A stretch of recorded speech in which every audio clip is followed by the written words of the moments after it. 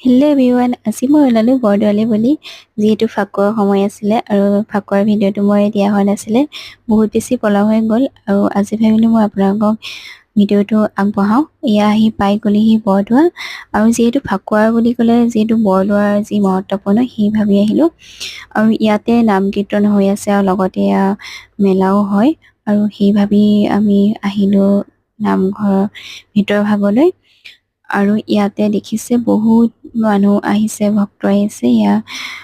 সেৱা কৰি ল'লোঁ আৰু তাৰপাছত বাহিৰৰ পৰিৱেশটো আপোনালোকক অকণমান দেখাই দিছোঁ। ইয়াতে বহুত হৈ আছে নাম কীৰ্তন,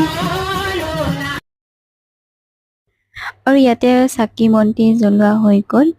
আৰু এইজোপা বহুত আমলখি গছ বহুত পুৰণি হয়, আৰু অকণমান বাহিৰৰ পৰিৱেশটো আপোনালোকক দেখাই দিছোঁ। বহুতেই বেছি ভিৰ লাগে ইয়াতে, আৰু বহুতো ভোক লাগিছে, সেইভাবে হোটেলত সোমাই দিলোঁ আৰু চাওমিন খাই দিলোঁ। সেৱা কৰা পাছত সকলো খাব পাৰি।